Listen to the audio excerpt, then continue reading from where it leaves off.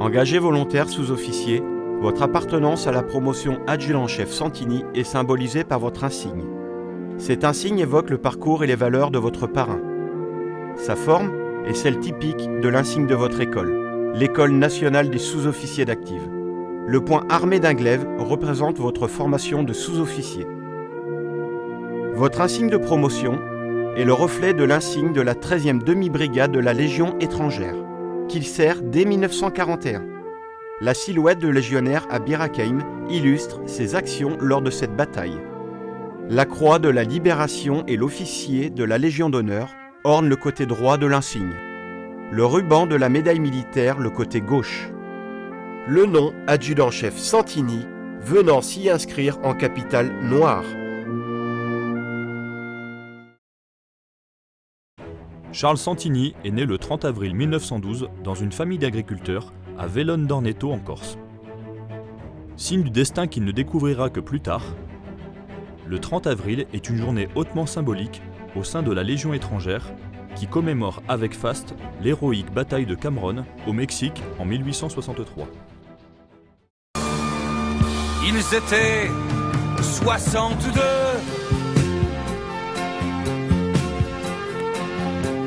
face à 2000 cavaliers.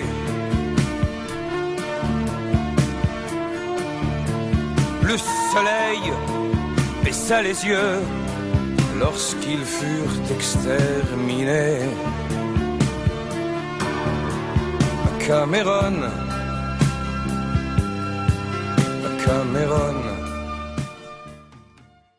Dès l'âge de 18 ans, le 25 novembre 1930, il s'engage au 8e régiment de tirailleurs sénégalais en garnison à Toulon. De ce fait, il est choisi pour servir au prestigieux régiment d'infanterie coloniale du Maroc, qu'il rejoint le 30 juin 1931. Arrivant en fin de contrat, le 24 novembre 1935, il décide de ne pas rengager et se retire en Corse.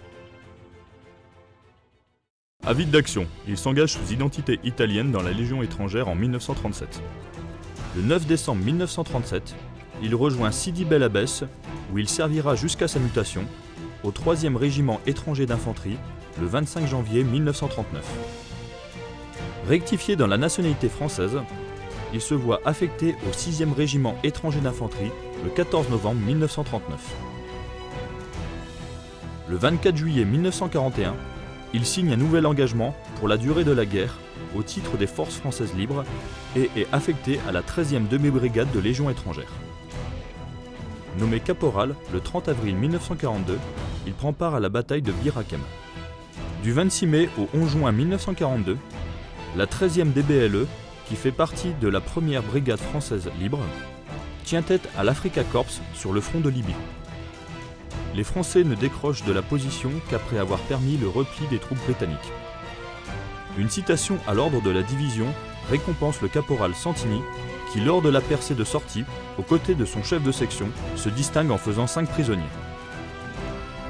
Promu caporal-chef le 14 juillet 1942, il combat en Égypte à la bataille d'El Alamein, puis à la difficile attaque du piton de l'Imelma, où tombe le lieutenant-colonel Amilak Vari, chef de corps de la 13e DBLE.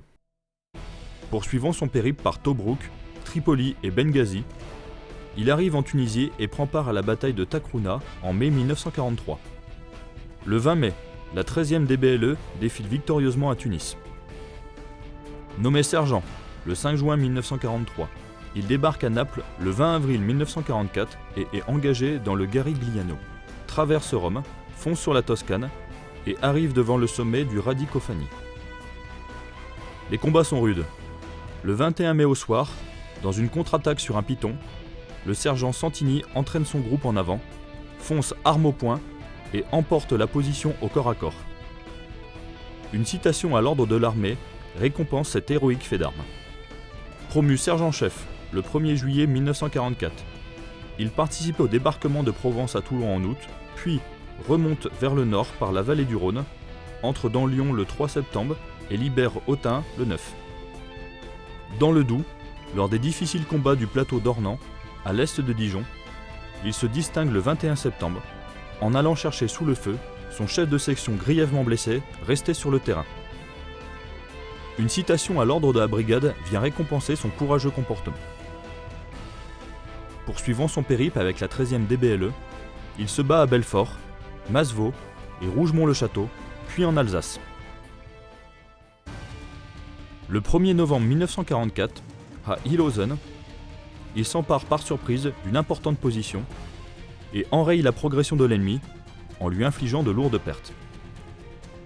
Un mois plus tard, le 3 décembre, au Haut-Vald, il entraîne sa section dans un assaut, force le barrage de 2 mitrailleuses et continue sa progression après avoir éliminé tout adversaire.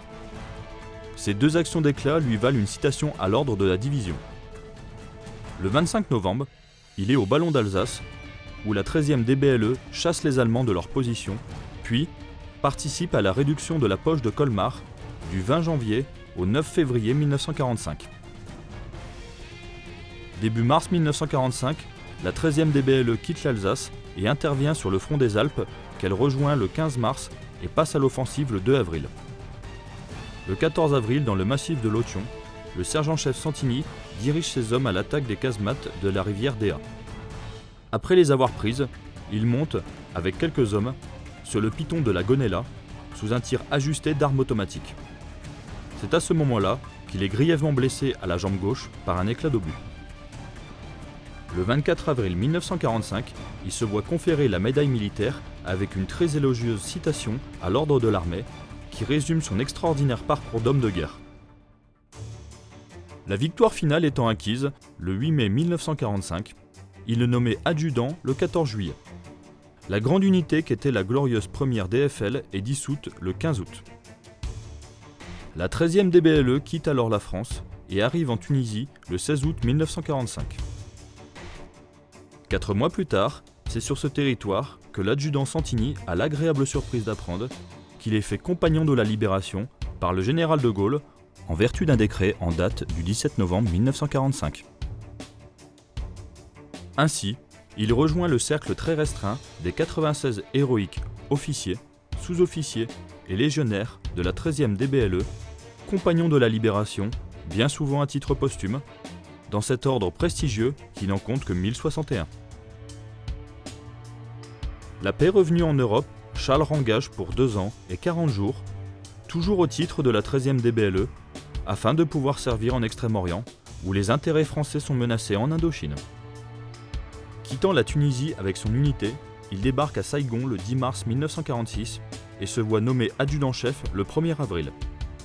Souffrant encore des séquelles de sa blessure, il met fin à sa carrière et rejoint Sidi Bel Abbès. Il est rayé des contrôles le 30 septembre 1946. Le 30 décembre 1949, une nouvelle citation à l'ordre de l'armée lui est attribuée. Cette dernière récompense son comportement lors des combats du massif de Lotion, où il avait été blessé en avril 1945.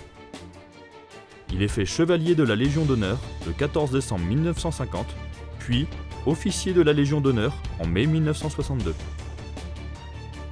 Pour s'être illustré au cœur des principaux combats qui ont marqué le renouveau de l'armée française lors de la Seconde Guerre mondiale, comme en attestent ses citations, sa blessure de guerre et ses promotions au feu, l'adjudant-chef Santini fait partie des maréchaux de la Légion étrangère et de la 13e DBLE, son unité en particulier.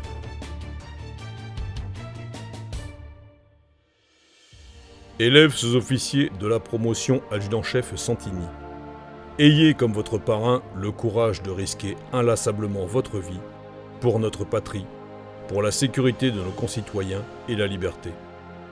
Lorsque vous aurez immanquablement des instants de doute dans vos missions futures, souvenez-vous de la devise de la 13e demi-brigade de Légion étrangère, More Maiorum, à la manière de nos anciens, en prenant exemple sur le comportement héroïque de votre parrain, l'adjudant-chef Santini, qui a servi avec honneur et fidélité.